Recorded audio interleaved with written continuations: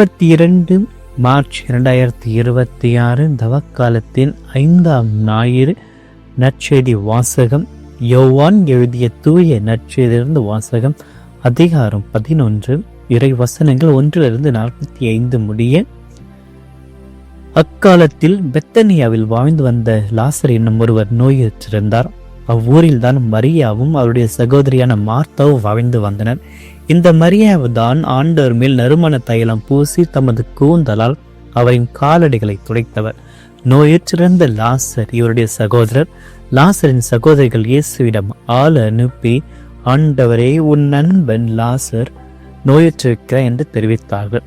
அவர் இதை கேட்டு, இந்நோய் சாவில் போய் முடியாது, கடவுளின் மாட்சி விளங்கவே இவன் நோயுற்றான், இதனால் மானிட மகனும் மாட்சி பெறுவார் என்றார். மார்த்தாவிடம் அவருடைய சகோதரியான மரியாவிடமும் லாசரிடம் இயேசு அன்பு கொண்டிருந்தார். லாசர் நோயுற்றிருப்பதை கேள்விப்பட்ட பிறகு தாம் இருந்த இடத்தில் இன்னும் 2 நாள் அவர் தங்கியிருந்தார்.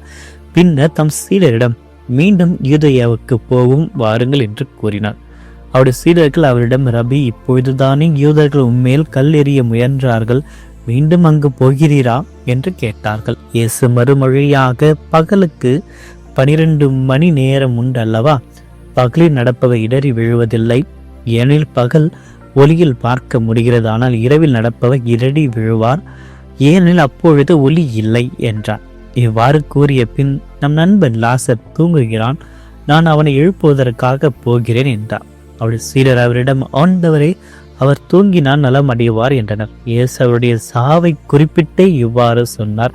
வெறும் தூக்கத்தையே அவர் குறிப்பிட்டதாக அவர்கள் நினைத்தார்கள். அப்பொழுது இயேசு அவர்களிடம், லாசர் இறந்து விட்டான் என்று வெளிப்படையாக சொல்லிவிட்டு, நாம் அங்கு செல்லாமல் போனதை பற்றி உங்கள் பொருட்டு மகிழ்கிறேன், ஏனெனில் நீங்கள் என்னை நம்புவதற்கு இது ஒரு வாய்ப்பாகிறது. அவனிடம் போகும், வாருங்கள் என்றார். திதிம் எனும் தோமா தன்னுடன் சீடரிடம், நாமும் செல்வோம், அவரோடு இறப்போம் என்றார். இயேசு அங்கு வந்த பொழுது லாசரை கல்லறையில் வைத்து ஏற்கனவே 4 நாள் ஆகியிருந்தது. பெத்தனியா எருசலேமுக்கு அருகில் ஏறக்குறைய 3 கிலோமீட்டர் தொலைவில் இருந்தது. சகோதரர் இறந்ததால் மார்த்தா, மரியா இவர்களுக்கு ஆறுதல் சொல்ல பலர் அங்கே வந்திருந்தனர். இயேசு வந்து கொண்டிருக்கிறார் என்று கேள்விப்பட்டதும் மார்த்தா அவரை எதிர்கொண்டு சென்றார். மரியா வீட்டில் இருந்து விட்டார். மார்த்தா இயேசுவை நோக்கி, ஆண்டவரே, நீர் இங்கு இருந்திருந்தால் என் சகோதரன் இறந்திருக்க மாட்டான், இப்பொழுது கூட நீர் கடவுளிடம் கேட்பதையெல்லாம் அவர் உமக்கு கொடுப்பார் என்பது எனக்கு தெரியும் என்றார். இயேசு அவரிடம், உயிர்த்தெழுதலும் வாழ்வும் நானே, என்னிடம் நம்பிக்கை கொள்வன் இறப்பினும் வாழ்வார், உயிரோடு இருக்கும் பொழுது என்னிடம் நம்பிக்கை கொள்ளும் எவரும் என்றுமே சாக மாட்டார், இதை நீ நம்புகிறாயா என்று கேட்டார். மார்த்தாவிடம், ஆம் ஆண்டவரே, நீர் மெஸ்ஸியா, நீரை இறை மகன், நீரை உலகிற்கு வரவிருந்த என நம்புகிறேன் என்றார். இவ்வாறு சொன்ன பின் மார்த்ததம் சகோதரியான மரியாவை கூப்பிட சென்றார். அவரிடம், போதகர் வந்துவிட்டார், உன்னை அழைக்கிறார் என்று காதோடு காதாய் சொன்னார். இதை கேட்டதும் மரியா விரைந்து எழுந்து இயேசுவிடம் சென்றார். இயேசு அதுவரையிலும் ஊருக்குள் வரவில்லை. மார்த்தா தம்மை சந்தித்த இடத்திலேயே இன்னும் இருந்தார். வீட்டில் மரியாவுக்கு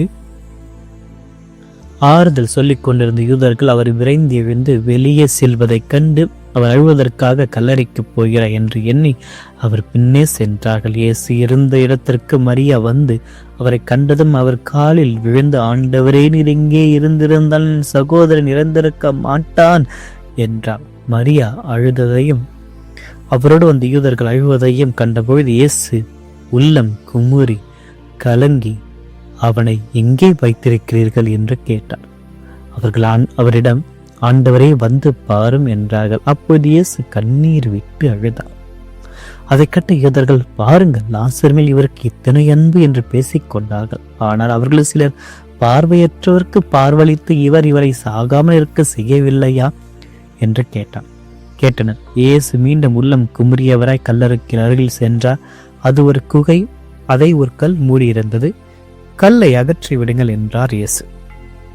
இறந்த போனரிடம் சகோதரியான மார்த்தாவரிடம், ஆண்டவரை, 4 நாள் ஆயிற்று, நாற்றம் அடிக்குமே என்றார். இயேசு அவரிடம், நீ நம்பினால் கடவுளின் மாட்சிமையை காண்பாய், நான் உன்னிடம் கூறவில்லையா என்று கேட்டார். அப்பொழுது அவர்கள் கல்லை அகற்றினார்கள். இயேசு அன்னார்ந்து பார்த்து, தந்தையே, நீரின் வேண்டுதலுக்கு செவி சாய்த்ததற்காக உமக்கு நன்றி கூறுகிறேன்.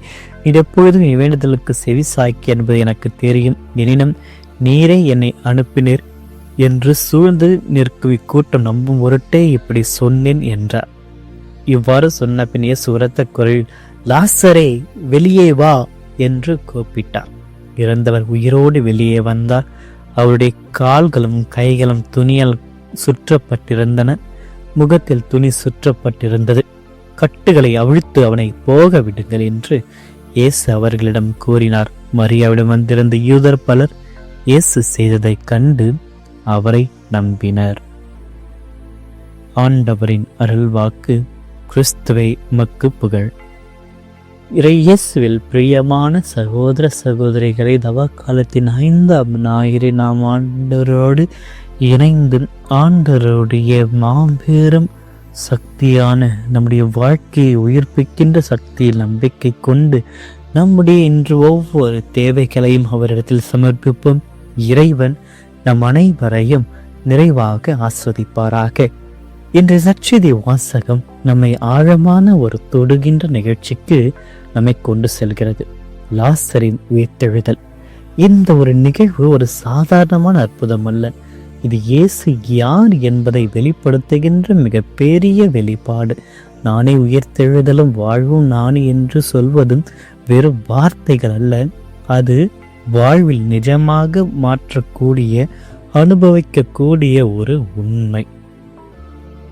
இந்நற்செய்தி வாசகத்தினுடைய சூழ்நிலையை பார்க்கின்ற பொழுது லாசர் நோயுற்றிருக்கிறார். இந்த செய்தி வந்தவுடனே இயேசு உடனே செல்லவில்லை, தாமதிக்கிறார். ஆனால் தவறாமல் அதை பற்றி யோசித்துக் கொண்டிருக்கிறார். நம்முடைய வாழ்க்கையிலும் இதே கேள்விதான், ஏன் கடவுள் உடனே பதில் அளிக்கவில்லை?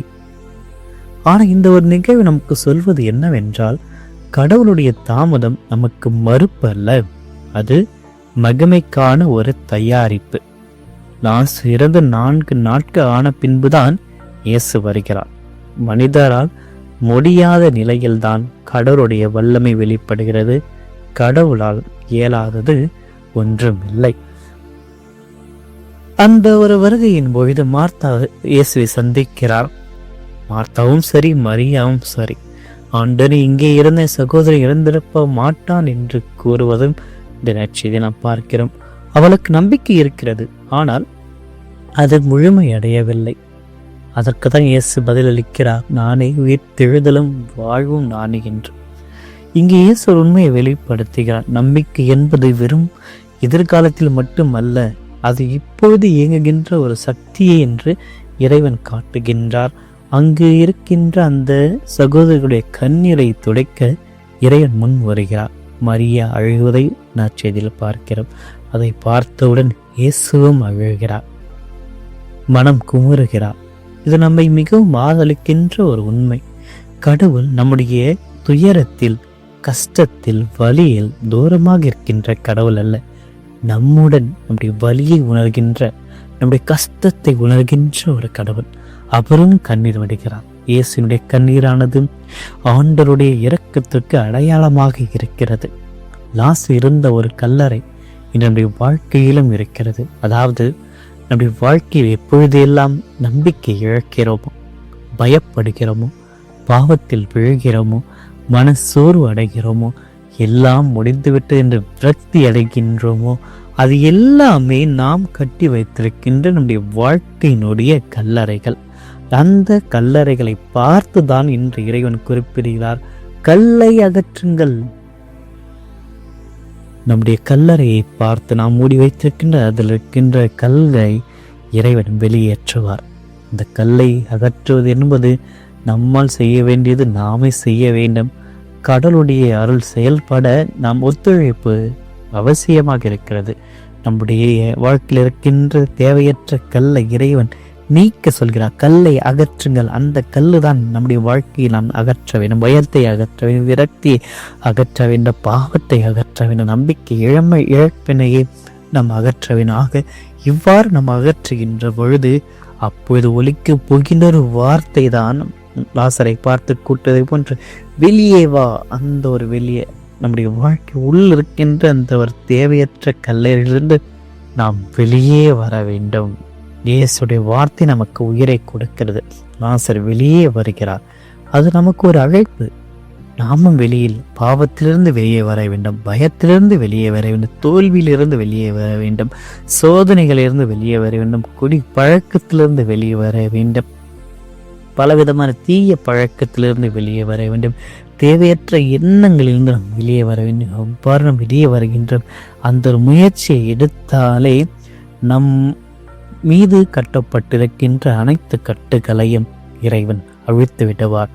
லாசர் உயிர்த்தெழுந்தாலும் கட்டுக்குள் இருந்தார். நாம் ஆண்டவரிடத்தில் வந்தாலும் கட்டுக்குள் வருகின்ற பொழுது அந்த கட்டுகளை இறைவன் இன்று அழித்துவிட தயாராக இருக்கிறார். ஆகவே பிரியமானவர்களே, நாம் ஆண்டவரிடத்தில் நம்பிக்கை கொள்ள வேண்டும். அவர் தாமதித்தாலும் நம்மில் செயல்படுகிறவர். நம்முடைய வாழ்க்கையில் தேவையற்ற கற்களை அகற்றி இதயத்தை நாம் திறந்து வைக்க வேண்டும்.